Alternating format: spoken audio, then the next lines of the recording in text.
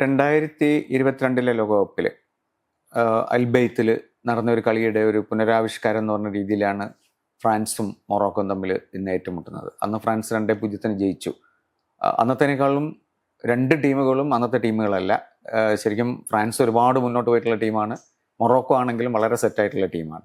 എന്തായാലും ഒരു റീമാച്ച് എന്നുള്ള രീതിയിലൊരു നമ്മളതിന് സമീപിക്കാം, ഒരു നാരറ്റീവ് അങ്ങനെ കണ്ടെത്തുകയാണെങ്കിൽ അതിൻ്റെ ഒരു സൈക്കോളജിക്കൽ പ്രശ്നം ഈ രണ്ട് ടീമുകളും നമുക്ക് കളിക്കുമ്പോൾ ഉണ്ടാവുമോ? കാരണം വെച്ചാൽ ഇതിനകത്ത് ലോസർ മൊറോക്കോ ആണ്. മൊറോക്കോയ്ക്ക് വിൻ ചെയ്തേ പറ്റൂ എന്നുള്ളൊരു തോന്നലുണ്ടാവാം. ഫ്രാൻസിനെ സംബന്ധിച്ചിടത്തോളം ഫ്രാൻസിൻ്റെ ഇപ്പോഴത്തെ ഒരു ഹോം ഡോമിനൻസും അതിൻ്റെ ക്ലാസ്സിൽ ഉള്ള ഒരു വലിയ ഡിഫറൻസും വെച്ച് നോക്കുമ്പോൾ അത്രയ്ക്ക് വലിയ പ്രഷർ ഉണ്ടാവില്ല എന്ന് എനിക്ക് തോന്നുന്നത്. ദിലീപിന് എന്താ തോന്നുന്നത്? ഈ 4 കൊല്ലം മുമ്പ് കളിച്ച കളിക്ക് വലിയൊരു പ്രാധാന്യം ഉണ്ടാവില്ല ഇവിടെ. എന്ന് വെച്ചാൽ അതിനുശേഷം ആ ലോകകപ്പിന് ശേഷം മൊറോക്കോ ആകെ ശരിക്കും സീരിയസ് ആയിട്ടുള്ള 2 മാച്ചേ തോറ്റിട്ടുള്ളൂ. വേറെ 2 മാച്ച് ഈ ആഫ്രിക്കൻ ചാമ്പ്യൻഷിപ്പ് എന്ന് പറഞ്ഞ് അത് ഹോം ബേസ്ഡ് കളിക്കാർക്ക് മാത്രമുള്ളത്. അപ്പൊ ഹക്കീമി അങ്ങനത്തെ കളിക്കാർക്കൊന്നും കളിക്കാൻ പറ്റില്ല. അപ്പൊ അവരും അത്രയും നല്ല ഫോമിലാണ്. ഫ്രാൻസ് ആണെങ്കിൽ ഇപ്പൊ അടുത്ത കാലത്ത് എനിക്ക് തോന്നുന്നു 8 മാച്ച് ഒറ്റ അടുപ്പിച്ച് ജയിച്ചിട്ട് വരുന്ന ടീമാണ്. ഈ ലോകകപ്പിൽ ഏറ്റവും ഫോം കാണിച്ചിട്ടുള്ള ടീമും ഫ്രാൻസ് ആണ്. അപ്പൊ അവരിപ്പോഴത്തെ ഇത് കാര്യം മാത്രമേ നോക്കുള്ളൂ. 4 കൊല്ലം മുമ്പ് എന്ത് നടന്നു എന്നും വലിയ പ്രസക്തി ഇല്ല. ശരി, അങ്ങനെ വരില്ല. അടയാളപ്പെടുത്തുക കാലമേ, ഘടികാരങ്ങൾ നിലയ്ക്കുന്ന സമയം. പക്ഷെ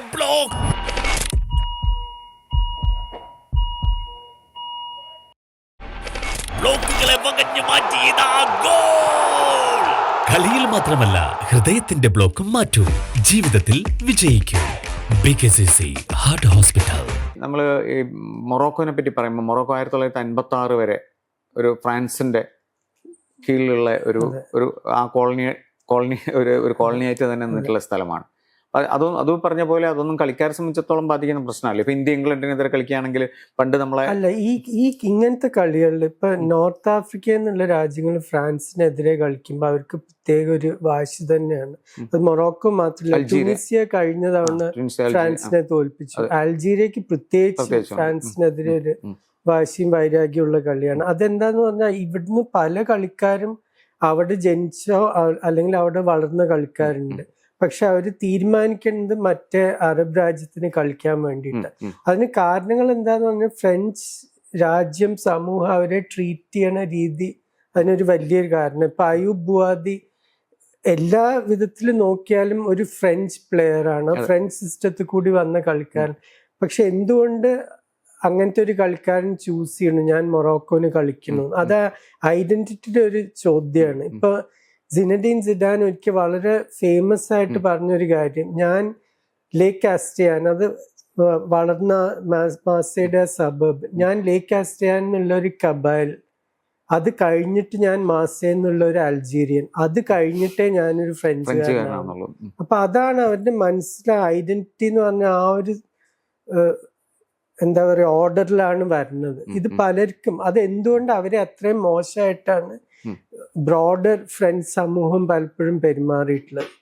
അത് ഇവര് മാത്രല്ല, ഇപ്പൊ അൾജീരിയന്ന് സ്വാതന്ത്ര്യം കിട്ടുന്ന സമയത്ത് ഒരു 10 ലക്ഷത്തോളം ആൾക്കാര് യൂറോപ്യൻ വംശീയത ഉള്ളവരായിരുന്നു അൾജീരിയയിൽ താമസിക്കുന്ന. അവര് പിന്നെ ഫ്രാൻസിലേക്കൊക്കെ പോയി.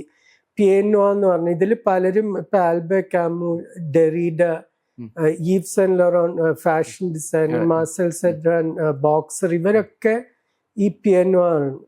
പക്ഷെ അവരെ വരെ അൾജീരിയയുടെ ഗോൾ കീപ്പർ അങ്ങനെയായിരുന്നില്ലേ ആൽബർട്ട് കാമു അൾജീരിയ ഫുട്ബോൾ കളിച്ചിട്ടുണ്ട്. അപ്പൊ ഇതൊക്കെ ഇവരെ വരെ ഈ ബ്ലാക്ക് ഫീറ്റ് എന്നാണ് ആ വാക്കിന്റെ അർത്ഥം, പിയാനോ എന്ന്. അപ്പൊ അത്രയും റേസിസ്റ്റ് ആയിട്ട് യൂറോപ്യൻ വംശീയത ഉള്ളവരെ വരെ അങ്ങനെ അവർ നോക്കിയിട്ടുണ്ടായിരുന്നു. അപ്പൊ അതില് തീർച്ചയായിട്ടും ഒരു പൊളിറ്റിക്കൽ ആംഗിൾ എപ്പോഴും ഇങ്ങനത്തെ കളികളിൽ വരും. ഇതിനകത്ത് ഇപ്പം ഫ്രാൻസിനെ പറ്റി നമ്മളിപ്പോൾ സംസാരിക്കുന്ന സമയത്ത് പ്രത്യേകിച്ച് ഇപ്പം ഒരു അൾട്രാ റൈറ്റ് വിങ് പൊളിറ്റിക്സ് വളരെയധികം ശക്തമായിക്കൊണ്ടിരിക്കുന്ന സമയമാണ്. പക്ഷെ എന്നാൽ പോലും ഈ പറഞ്ഞ രീതിയിൽ എല്ലാതരം പ്ലൂറൽ സംഗതികൾ, ഇപ്പം എംബാപ്പെ തന്നെ വളരെ കഴിഞ്ഞ ഇലക്ഷനിൽ വളരെ പരസ്യമായിട്ടുള്ള പ്രസ്താവന ഇറക്കിയിരുന്നു. അതായത് ഒരു ലെഫ്റ്റും സെൻട്രൽ ലെഫ്റ്റിനോടൊക്കെ സമൂഹം എന്തായിരിക്കണം എന്നുള്ളതിന്റെ ഐഡിയൽ ഒരു റെപ്രസെന്റേഷൻ ഫുട്ബോൾ ടീമാണ്. അപ്പൊ അങ്ങനെ വരുന്ന സമയത്ത് നമുക്ക് പിന്നെ എപ്പോഴും തോന്നേണ്ട ഒരു കാര്യമാണ്, ഞാൻ പറഞ്ഞ ഇപ്പൊ ഒരു സിംഗിൾ റേഷ്യൽ എലിമെന്റ് ഒക്കെ വർക്ക് ചെയ്യുന്ന പല ടീമുകളുണ്ട്. പക്ഷെ ഇതിനകത്ത് ഇതൊരു മൾട്ടി കൾച്ചറൽ ആയിട്ടുള്ള ഒരു പ്ലൂറൽ സൊസൈറ്റിയാണ് ശരിക്കും ഫുട്ബോളിൽ കളിക്കുന്നത്. അപ്പോൾ നമ്മൾ ഫ്രാൻസിനെ പറ്റി പറയുമ്പോൾ ഫ്രഞ്ച് ഫുട്ബോളിൻ്റെ ഒരു ഹിസ്റ്റോറിക്കൽ ഇത് വെച്ച് നോക്കുകയാണെങ്കിൽ അത് എത്രമാത്രം ഒരു ഡൈവേഴ്സിറ്റി ഉള്ള പ്ലൂരാലിറ്റി ഉള്ള ഒരു ടീമാണ് എല്ലാ കാലത്തും. എല്ലാ കാലത്തും എന്ന് പറഞ്ഞാൽ ഒരു 60-കളിലെ 70-കളിലാണ് ഇത് ശരിക്കും തുടങ്ങുന്നത്. മാരിയസ് ട്രെസോർ 70-കളിലെ ലോകത്തെ ഏറ്റവും മികച്ച സെന്റർ ഹാഫ്സിൽ ഒരാളായിരുന്നു. പിന്നീട് ജോൺ ടിഗൻ ആ മാജിക് സ്ക്വയർ മിഡ്ഫീൽഡിന്റെ മാലിയിൽ ജനിച്ച ആള് ഫ്രാൻസിന് വേണ്ടി കളിക്കുന്നു.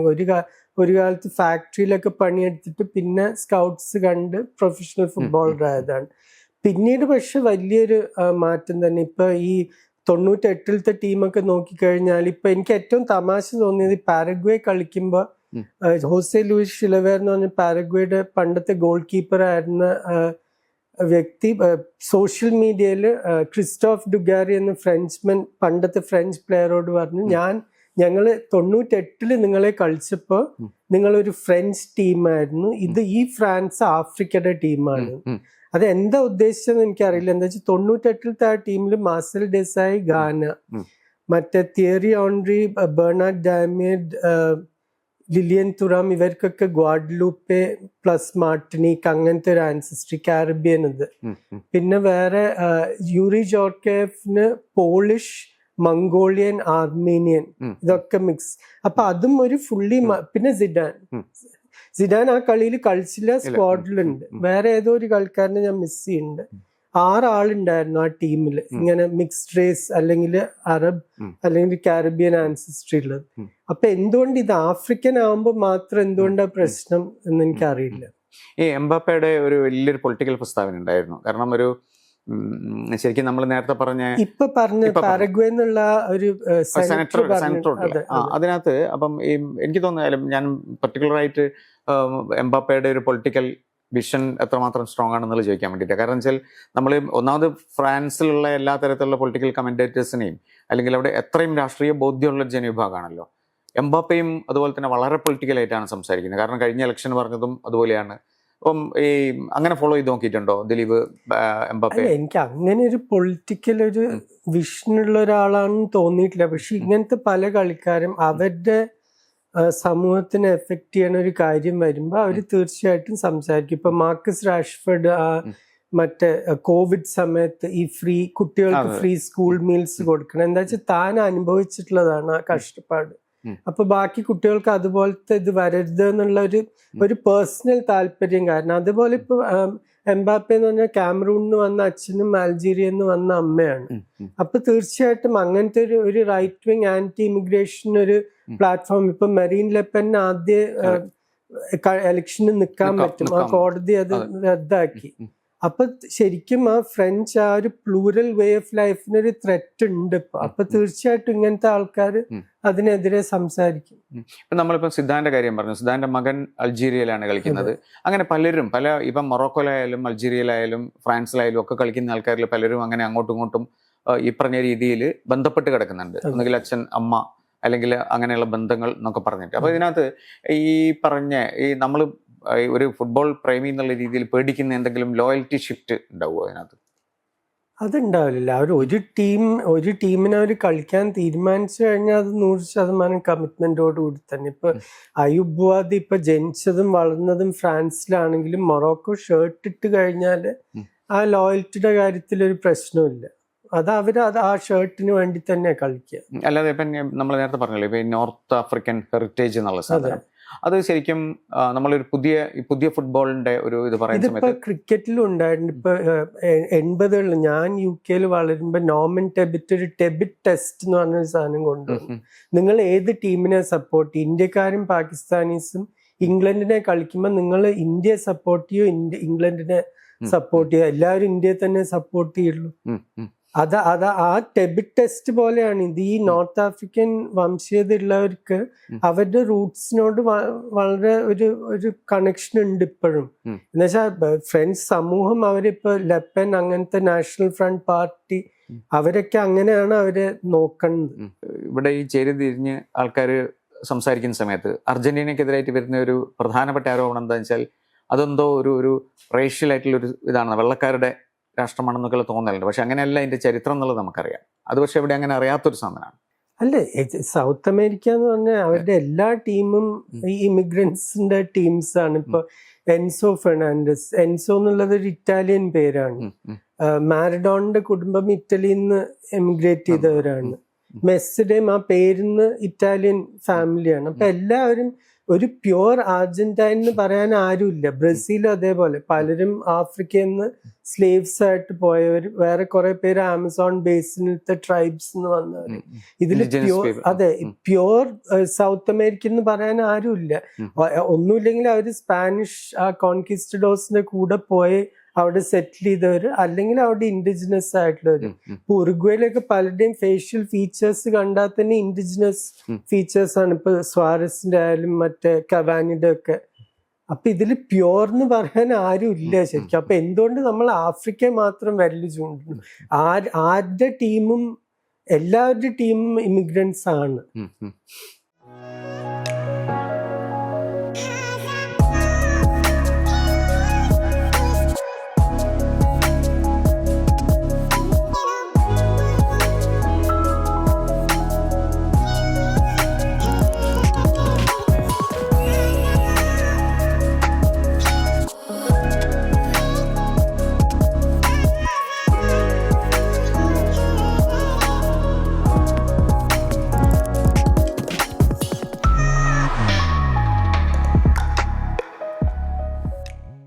ഈ നമ്മൾ ഇനി ഫുട്ബോളിലേക്ക് തന്നെ തിരിച്ചു വരികയാണെങ്കിൽ, ഇന്നത്തെ കളിയിൽ ഇപ്പം മൊറോക്കോയുടെ കോച്ചും ഒക്കെ പറയുന്നുണ്ട്, കാരണം ഞങ്ങളെ ഒരു അണ്ടർ ഡോഗ്സ് ആയിട്ട് കാണരുത്. ഇപ്പം ഫ്രാൻസിനോളം തുല്യമായ ശക്തിയുള്ള, ഏതാണ്ട് ഫ്രഞ്ച് ടീമിനോളം തന്നെ തുല്യ ശക്തിയുള്ള, അത് ഏതാണ്ട് സത്യവുമാണത്. അത് ദിലീപ് എങ്ങനെ അതിനെ വിശകലനം ചെയ്യാം? ഫ്രാൻസിന് ലോകകപ്പ് ജയിക്കണമെങ്കിൽ ഇതായിരിക്കും അവരുടെ ഏറ്റവും ടഫായിട്ടുള്ള ഒരു മാച്ച് എന്ന് എനിക്ക് തോന്നുന്നു. ഒന്ന്, ഞാൻ നേരത്തെ പറഞ്ഞു, മൊറോക്കൻ കളിക്കാർ നല്ലൊരു വാശിയോടുകൂടി തന്നെ കളിക്കും. അത് ഫ്രാൻസ് ആയത് കാരണം പലർക്കും അവർക്ക് ആ ഫ്രഞ്ച് ഒരു കണക്ഷൻ ഉണ്ട് അവരുടെ വ്യക്തിപരമായ ജീവിതത്തിൽ. പിന്നെ ഒരു ഫുട്ബോൾ കളിയായി നോക്കുമ്പോൾ ഇതിൽ പലരും ഇപ്പോൾ റൈറ്റ് ബാക്കായ അഷ്റഫ് ഹക്കീമിക്ക് മാർക്ക് ചെയ്യേണ്ടത് തൻ്റെ PSG ടീംമേറ്റ്സ് ആയ ഒന്നുമില്ലെങ്കിലും ബാർക്കോളി ആയിരിക്കും, അല്ലെങ്കിൽ ഡെസിറെ ഡുവെ ആയിരിക്കും. മറ്റേ വശത്ത് മസ്രോയി PSG കളിക്കാരനല്ല, പക്ഷെ മൊറോക്കോന്റെ ഏറ്റവും സീനിയർ ഒരു കളിക്കാരനെ നോക്കേണ്ടത് ഒസ്മാൻ ഡെംബെലെയാണ്. അപ്പൊ ഇവർക്കൊക്കെ ഇങ്ങനത്തെ കോൺടെസ്റ്റ് ആണ്. ഇപ്പൊ മറ്റേ ഈസ ഡിയോപ്പിന് മാർക്ക് ചെയ്യേണ്ടി വരിക എംബാപ്പയാണ്. അപ്പൊ ഇതിൽ പല കളിക്കാർക്കും പരസ്പരം നന്നായിട്ട് അറിയണമെന്ന്. ഇതിനകത്ത് ഇപ്പം ഈ ശരിക്കും പറഞ്ഞു കഴിഞ്ഞാൽ ഈ രണ്ട് ലോകകപ്പിലും, കഴിഞ്ഞ ലോകകപ്പിലും ഈ ലോകകപ്പിലും മൊറോക്കോ കോച്ചുമാരെ മാറ്റുന്നതിന് അടുത്താണ്. അതൊരു വലിയ നെഗറ്റീവ് ഫാക്ടറായി, അതാണ് അവരെ തോൽപ്പിക്കാനുള്ള കാരണം എന്നുള്ള രീതിയിലൊക്കെ വലിയ പണ്ഡിത നിഗമനങ്ങൾ വരുന്നുണ്ട്. കാരണം വെച്ചാൽ കളിക്ക് തൊട്ടു മുമ്പാണ് അവർ കോച്ചിനെ മാറ്റുന്നത്. അല്ല, കളിക്ക് തൊട്ടു മുമ്പല്ല, ഇതിപ്പോ മാറ്റിയതും അല്ല, മാർച്ചിൽ അദ്ദേഹം റെഗുയി പോയതാണ്. ആഫ്രിക്കൻ കപ്പ് ഓഫ് നേഷൻസിന്റെ കൺഫ്യൂഷനൊക്കെ കഴിഞ്ഞിട്ട് താൻ വിട്ടു. ഇതിപ്പോ വേറെ എവിടുന്നും കൊണ്ടുവന്ന ഒരു കോച്ചല്ല, അവരെ Under-20 ലോകകപ്പ് ജയിപ്പിച്ച കോച്ചാണ് കഴിഞ്ഞ കൊല്ലം. ഈ ചെറുപ്പക്കാര് കളിക്കാരെ ഒക്കെ നന്നായിട്ട് അറിയാം. പിന്നെ മൊറോക്കോന്റെ ഒരു വലിയൊരു ഗുണം, ഇപ്പൊ നമ്മൾ പറയും പല കളിക്കാരും പുറമേ നിന്ന് വന്നതാണ് എന്നൊക്കെ. ഹക്കീമിയൊക്കെ സ്പെയിനിൽ ജനിച്ച് മെഡ്രിഡിൽ ജനിച്ച് വളർന്ന റിയൽ മെഡ്രിഡിന്റെ യൂത്ത് പ്ലെയർ ആയിരുന്നു. പക്ഷെ ഇവരൊക്കെ, ഞാൻ കരീം ബെൻച്രീഫയുടെ ഒരു ഇന്റർവ്യൂ കണ്ടു. കരീം ഇവിടെ ഇന്ത്യയിൽ കോച്ച് ചെയ്തതാണ്, മൊറോക്കനാണ്. പക്ഷെ മൊറോക്കോന്റെ യൂത്ത് സിസ്റ്റത്തിൽ കുറെ കൊല്ലം പണിയെടുത്തിട്ടുണ്ട്. കരീം പറഞ്ഞ ഒരു കാര്യം, ഹക്കീമിയൊക്കെ 12-13 വയസ്സ് തൊട്ട് മൊറോക്കോ ട്രാക്ക് ചെയ്തിട്ടുണ്ട്. സ്പെയിനിന്റെ യൂത്ത് ടീമിന് കളിച്ചിട്ടില്ല, പക്ഷെ റിയൽ മെഡ്രിഡിലെ യൂത്തിലുള്ളപ്പോ തൊട്ട് ഇവരെല്ലാ കളിയും പോയി കാണും. അപ്പൊ ഒരു 16 വയസ്സാകുമ്പോഴേക്കും ഇവര് പോയി പൊക്കി അവിടുന്ന്. അപ്പൊ അങ്ങനെയാണ് പലരും, ഇപ്പൊ അവര് ജനിച്ചു വളർന്നത് മൊറോക്കോയിലായിരിക്കില്ല, പക്ഷെ ആ ഒരു കണക്ഷൻ കുറെ കാലമായിട്ടുണ്ട്. ഈ അർജന്റീനയുടെ കളിയെ പറ്റി പറയുമ്പോഴും ഫ്രാൻസിന്റെ കളിയെ പറ്റി പറയും, ഇപ്പം ഇനിയിപ്പം എക്സിസ്റ്റിംഗ് ആയിട്ട് നമുക്ക് രണ്ട് ടീമുകൾ അങ്ങനെ ഫോളോ ചെയ്യാനുള്ളത്. കാരണം സൂപ്പർ സ്റ്റാറുകൾ ഒരു ഭാഗത്തും, അല്ലാത്ത തന്നെ ചെറിയ സൂപ്പർ സ്റ്റാറുകൾ വേറെയും, ഒരുപാട് നിറഞ്ഞ ടീമുകളാണ് ഇത് രണ്ടും. അതിനകത്ത് ഒരു പൊതുവേ പറയുന്ന സംഗതി എന്താ വെച്ചാൽ, ഇപ്പം എംബാപ്പെ എന്ന പ്ലെയറിന്റെ പേഴ്സണൽ റെസ്പോൺസിബിലിറ്റിയും ബേർഡനും വളരെ കൂടുതലാണ്. കളക്റ്റീവ് റെസ്പോൺസിബിലിറ്റി എന്നാൽ ഏറ്റവും നന്നായിട്ട് കാണുന്ന ടീമുമാണ് ഫ്രഞ്ച് ടീം. അർജന്റീന എടുത്തു നോക്കുകയാണെങ്കിൽ എല്ലാം മെസ്സിയിലേക്ക് വന്നിട്ട് കളക്റ്റീവ് റെസ്പോൺസിബിലിറ്റി വളരെയധികം കുറയുന്ന അതാണെന്നുള്ള രീതിയിൽ വിമർശനം വരുന്നുണ്ട്.